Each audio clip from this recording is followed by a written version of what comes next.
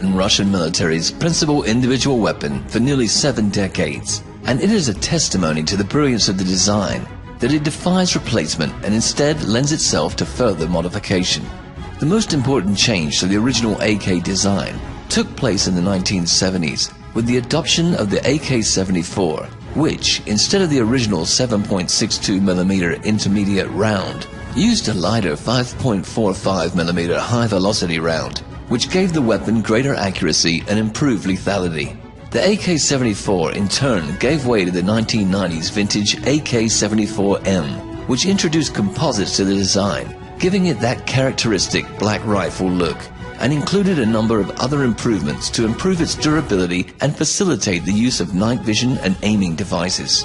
Now the Russian military is facing a choice of whether to stick to the time-tested design or to adopt a new assault rifle that would replace the venerable AK. The list of AK-74 challengers is a long one. The first proposed replacement was the Nikonov AN-94 Abkan, whose remarkable 2-round burst technology was unfortunately offset by the weapon's complexity. More recently, the Ratnik individual soldier system, profiled in an earlier edition of the Russian Defense Report, prompted the Russian military to solicit proposals for the AK-74 follow-on. 2 rifles were entered, the AEK-971, whose balanced action design virtually eliminated recoil, and the Kalashnikov concern's AK-12, which was designed by Vladimir Zlobin.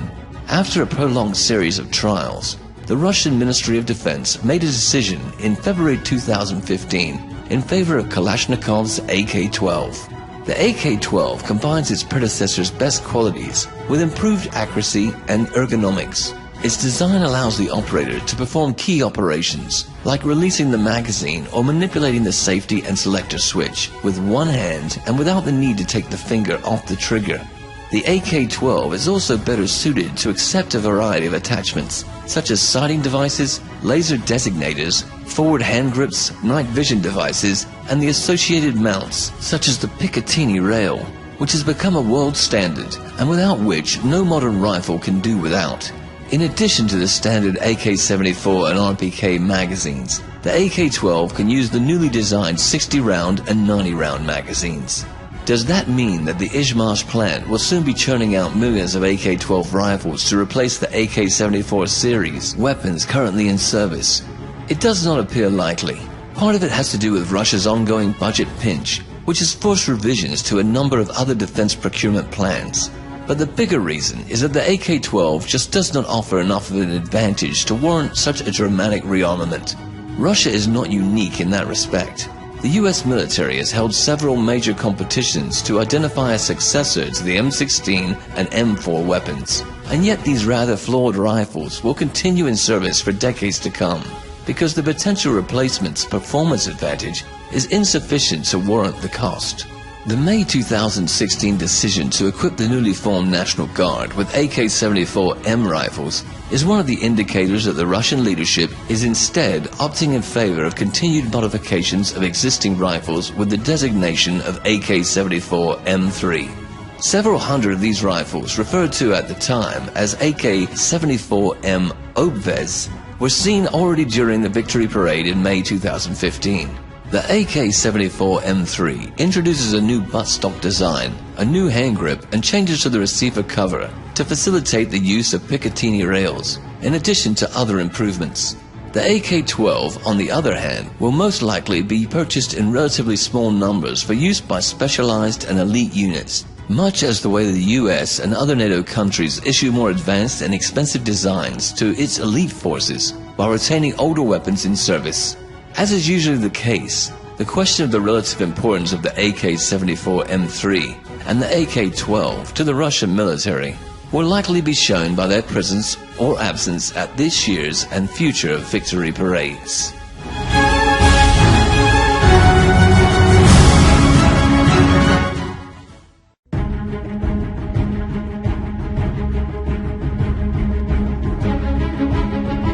Russian Special Operations, Spetsnaz, units have a long history of accomplishment dating to as far back as the Spanish Civil War. However, until recently, their role was mainly conceived as providing support to the concurrent ground forces through the collection of intelligence and the destruction of key facilities in the enemy operational and strategic rear. With the end of the Cold War, the likelihood of lengthy land campaigns involving huge armies has diminished. The danger of nuclear escalation means that major powers are unlikely to commit their armed forces to conflicts where they might encounter other major powers' forces on the battlefield. The decay of the post-Cold War globalization world order means more countries slipping into state failure and falling prey to radical non-state actors using terror and other forms of unconventional warfare against which conventional forces are a less than ideal tool of coercion. Finally, the political and financial costs of placing large ground formations in combat means that air power has become the preferred military and political instrument, in large part thanks to the legal fiction promoted by the US and NATO that airstrikes do not represent violations of the target country's sovereignty. The above-mentioned developments have only enhanced the importance of special operation troops around the world, and Russia is not an exception. Where conventional forces cannot be used due to their inability to operate covertly, special operations troops make an attractive choice which can help to avoid the danger of military or political escalation. Russia's special ops troops have demonstrated that ability when, under their polite people guise, they ensured that the people of Crimea were able to exercise their right to vote on their and their region's future. The presence of a sizable force of highly trained operators was sufficient to deter Ukrainian nationalists' attempts to disrupt the peaceful political process in the way that they were able to do at the Odessa House of Labour Unions.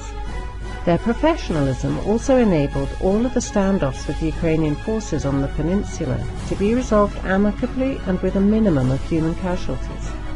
The rise of international terrorism has also kept Russian special operations troops in action since the 1990s, mainly during the conflicts in Chechnya and Dagestan.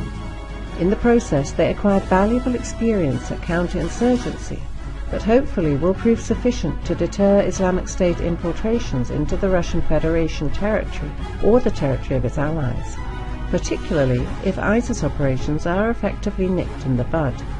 Russian special operators likewise proved adept at maximizing the effects of Russian air power over Syria by identifying and locating terrorists, then guiding aircraft and their munitions to the targets. Special Operations Officer Alexander Prokhorenko, who performed the Air Forward Observer function in Syria when he was killed in action, illustrates both the importance and the danger of that mission. These missions were all performed by the Spetsnaz brigades subordinated to the Russian General Staff's main intelligence directorate, GRU.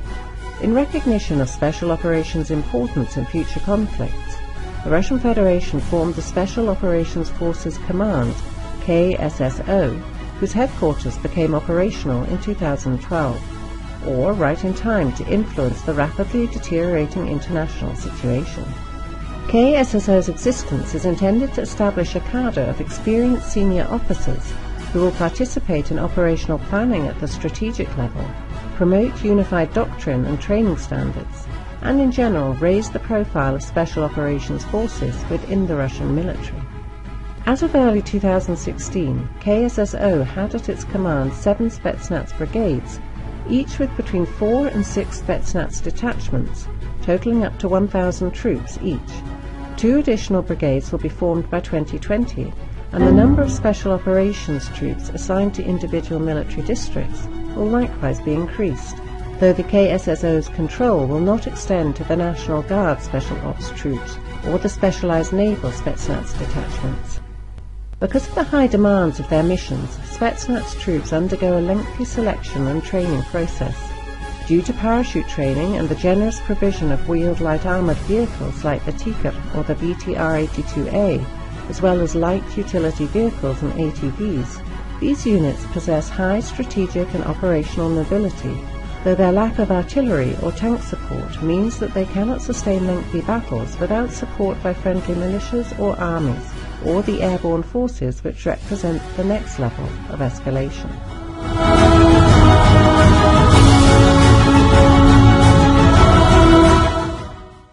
which has become a world standard and without which no modern rifle can do without. In addition to the standard AK-74 and RPK magazines, the AK-12 can use the newly designed 60-round and 90-round magazines. Does that mean that the Izhmash plant will soon be churning out millions of AK-12 rifles to replace the AK-74 series weapons currently in service? It does not appear likely. Part of it has to do with Russia's ongoing budget pinch, which has forced revisions to a number of other defense procurement plans. But the bigger reason is that the AK-12 just does not offer enough of an advantage to warrant such a dramatic rearmament. Russia is not unique in that respect. The US military has held several major competitions to identify a successor to the M16 and M4 weapons, and yet these rather flawed rifles will continue in service for decades to come, because the potential replacement's performance advantage is insufficient to warrant the cost. The May 2016 decision to equip the newly formed National Guard with AK-74M rifles is one of the indicators that the Russian leadership is instead opting in favor of continued modifications of existing rifles with the designation of AK-74M3. Several hundred of these rifles, referred to at the time as AK-74M Obvez, were seen already during the victory parade in May 2015. The AK-74M3 introduces a new